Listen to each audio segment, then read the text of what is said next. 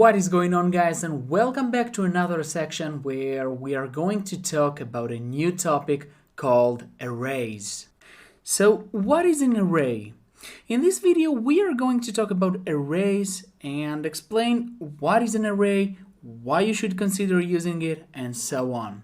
So up until now you've seen how single variables were created and used. And by saying single variables, I simply mean that you've been using, for example, one variable of some type, right? For example, you could have created a variable with the name age and then assign it with some value, for example 15. Or you could have created two other variables, let's say grade 1 and grade 2, to hold your grades and then use them to calculate the average grade.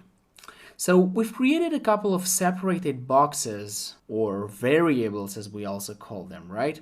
With different names to hold different types of data and different data. And that was awesome, but we want to go one step further. We want to learn a new principle which is frequently being used in programming, and that is the array. But before we do so, I want you to think of a time when you had to write a program to calculate your average grade. So we've simply created, let's say, two variables, grade 1 and grade 2, and we've used that to calculate the average of these two grades, okay? But that was some basic scenario when we only had two grades and thus we had only two variables, grade 1 and grade 2, which were used to hold the data. So in this case, the program knows only to calculate the average between these two grades.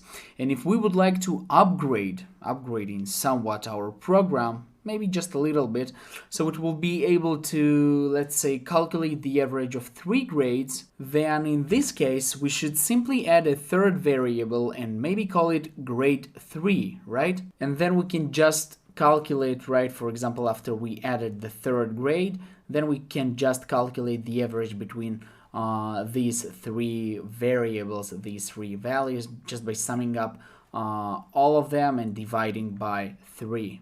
Alright, now what will happen if you have 10 or 20 grades that your program needs to store, not only to calculate the average, but also to store for later processing of this data or something like that? Will you create 20 different grade variables and call them by names, I don't know, grade 1, grade 2, grade 3, and so on? That's kind of absurd, isn't it? Your program is going simply to be huge and your code is going to be very hard to maintain. Not to mention the fact that you may have a lot of bugs because you have missed 1 or 2 grades in your calculations. So would you like to have a program with hundreds of different variables that just represent your grades? I bet you don't. You would rather have one collection with all the grades inside of it. One collection that can be referred with just one name that could be accessed to get the details regarding each of your grades. It's just like putting all your grades in one bag. And instead of spreading these grades randomly in the bag, let's say that we would like to use a special type of bag, some unique bag, in which all the grades are going to be arranged in just one straight line. Now, when all the elements are well organized, we can access any of the grades we have just by using or referring to this bag. And let's also say that the name of the bag will be grades, just like you can see right now on the screen.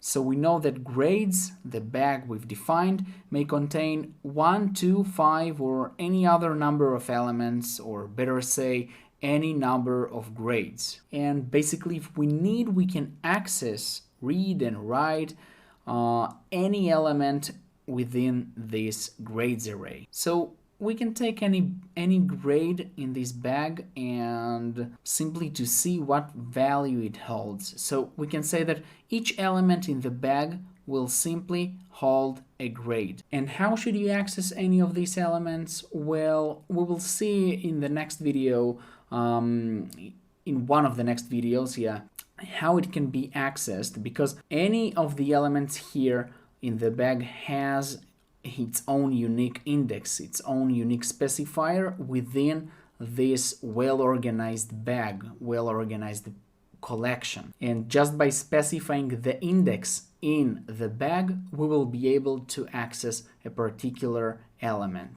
And then you can simply read into it, read from it, change it, or do whatever you like. So that's also one thing we are going to talk in the next videos.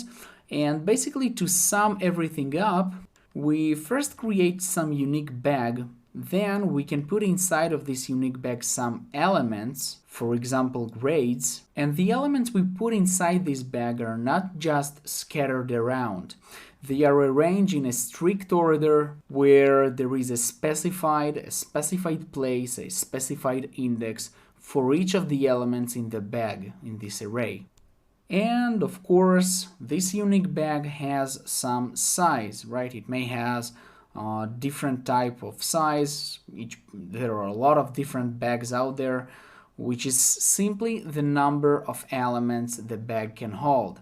So the more elements a given bag can hold, the bigger the bag itself would be, right? You agree? So we can create an array, we can put inside the array some elements. There are some elements in a well-organized manner spread around inside, and also we know that there may be different types of bags. So that's just my analogy to how I see arrays and how I suggest you to look at them. Basically, just some bag to hold elements, and you can access any of the elements just by using the index. You can specify what is the type of the elements that are going to be inside of this collection, inside of this array.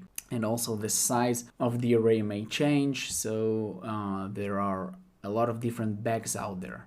And I promise you guys, in the next couple of videos where we are going to talk about how it is used in our programming language, things will become more clear to you and you will understand all this concept, all of this analogy. So just for now, stay focused and let's move on to the last example that I wanted to talk about in this video. So let's see the array concept once again. So there is an array. Here is our array. Yeah, we can see the bag on the right, and in the middle right now we can see all the content, all the elements within this array, within this bag. So this array has a specified size which says how many elements this array may have, and in this case we have 9 elements.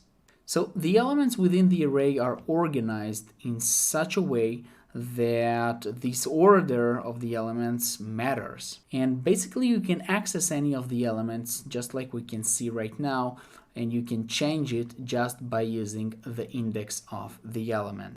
So I really hope that this animated introduction of the arrays concept is clear for you. And in the next video, we are going to take a look at how we can use arrays in our programming language.